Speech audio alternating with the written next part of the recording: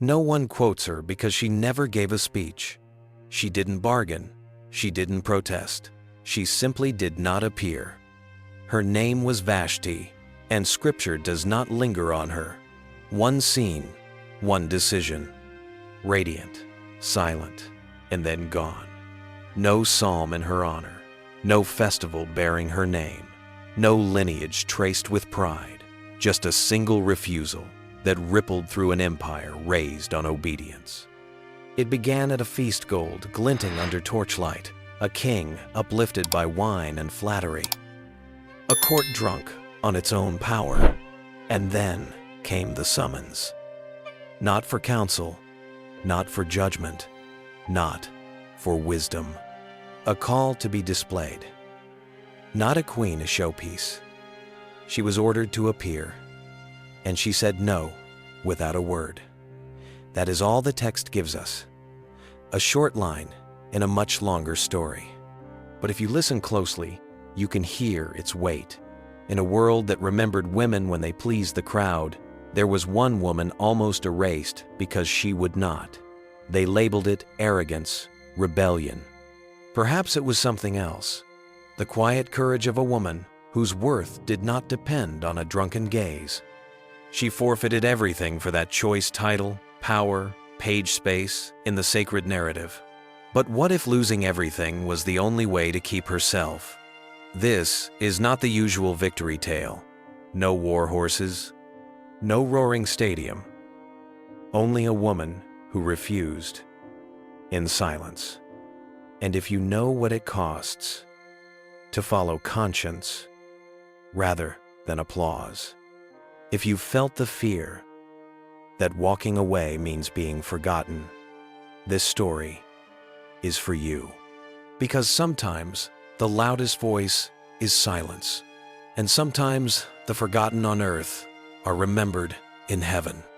Festival season swelled through the Persian palace like a tide, reds and golds everywhere. Silk across stone, incense heavy in the air. Toasts rose beneath jewel-studded ceilings. Yet one room remained quieter than the rest, the chamber of Queen Vashti. She never hurried. She didn't chase laughter, nor play the delicate games of court. But when she walked the corridors, conversations dulled not out of fear, but out of the instinctive hush that surrounds someone who knows who she is. From youth, Vashti learned the grammar of palace life, like a second language. When to bow, when to be still, how to move as if the world watched. People called her exquisite, the crown jewel of Persia, but that was not what set her apart. It was her gaze. It did not drop. She listened to what the rituals never said. She quietly measured the spaces between flattery and truth, and sometimes she would sit at a window where late light turned the wall to gold and wonder, if I lose the crown, will anyone call my name? The palace gave her everything, wine, jewels, ceremonies, and kept from her the one thing that matters, truth. She recognized the glances, the way officials spoke about her as if she were a calculation, a presence to be managed, a beauty to be scheduled, admiration with the temperature of inventory. And then came the day of the banquet. Music swelled. Men slapped shoulders and raised cups high. Roasted meat, clattering cups, the king's name bouncing through halls. But in Vashti's chamber, there were no speeches, only afternoon sun spilling across curtains, and a woman sitting in stillness, as if she already knew this would be the last day anyone would call her queen. The summons arrived with the practiced tone of those used to being obeyed. A eunuch entered, head lowered. In his hand, the king's order Ahasuerus. Seated among wine and watching eyes, the nobles wished to behold the queen's beauty. Not state business, not ceremony for a people, a parade, a display. A showcasing of splendor for men who had forgotten the line between praise and possession. The room tightened, a comb stilled in midair. The woman holding the gown went motionless. Everyone knew the law of that palace. The king's word was final. Vashti did not flare in anger. She did not tremble. She let the silence deepen. It was not the silence of fear. It was the quiet at the edge of a boundary. She rose, crossed to the window, and looked toward the courtyard where men roared her husband's name.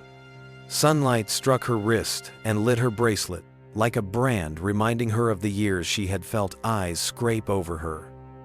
Not as admiration, but as ownership. She spoke no words. She did not need to.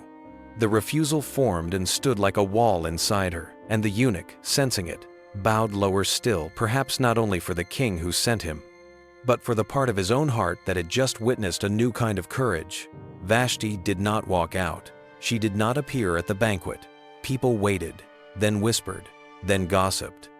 Officials frowned, advisors calculated. But within her, there was no room for panic. She knew it. When a woman is summoned to please the crowd, silence becomes the truest protest. The mask she had worn, the perfect queen, slipped away. Not because she rebelled, but because she refused to pretend. The king's anger did not crash all at once. At first came awkward jokes, a shrug maybe she misheard. Maybe she needed time. But once her no became undeniable, plain, silent, unadorned, the feast turned into a theater for bruised pride. Ahasuerus was not accustomed to rejection, least of all in front of men who looked at him like a god, and certainly not from the one he had once loved. The advisors gathered men learned in law, uneasy even naming her. They did not discuss feelings. They discussed order. One woman's refusal, if left to stand, could teach others to stand. It was no longer about Vashti. It was about precedent. And so a decree went out short, cold, final. She was stripped of her title. No trial, no appeal, not even a farewell. From the highest place in the palace, she became nameless in her own story. What passed through her heart that night? Did she sleep? Did she cry? Did she simply sit in the dark and breathe in a stillness no throne had ever permitted? No guards at the door. No whispers in the corridor. Just Vashti and a choice that could never be undone. It is easy to judge the aftermath. Easy to say she should have gone just once and kept everything. But who defines loss? There are things that once traded are gone forever. Self-respect, freedom, the calm in your own eyes each morning. There were no statues for Vashti, no songs to carry her name across centuries. And yet, within that silence, lives a voice that cannot be silenced. The voice of a woman who guarded the one realm still under her command, herself. Perhaps she lost a crown, but she kept her soul.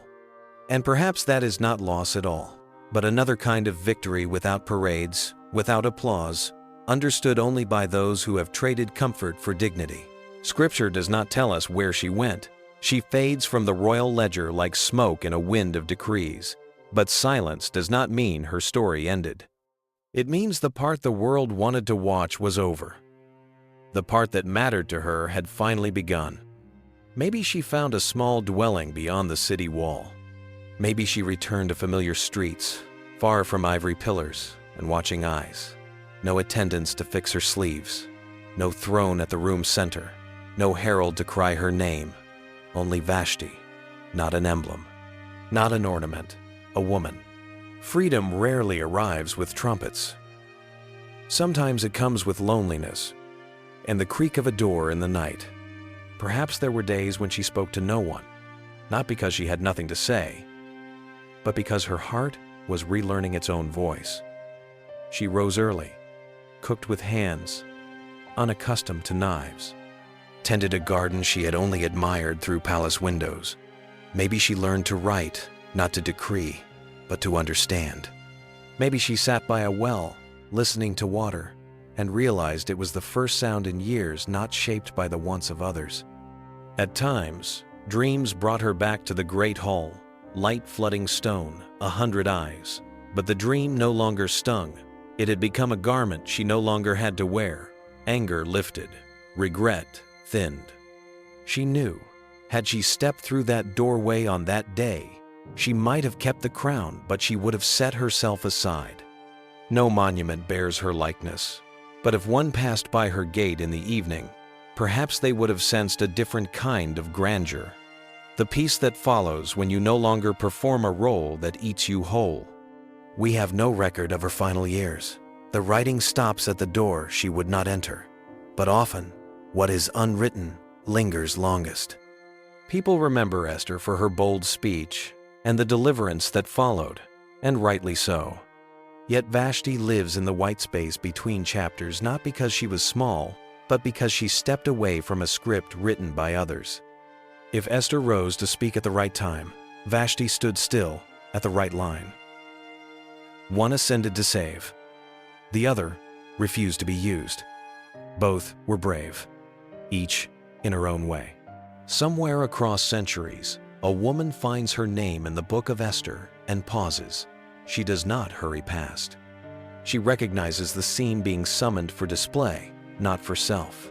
The moment when dignity meets cost. And like Vashti, she keeps the part of herself that should never be handed to a crowd. Vashti's true legacy is not the diadem she lost, but the boundary she drew. She did not thunder. She did not plead. She decided, not out of rage, not out of vanity, because she understood what can be given and what must be guarded.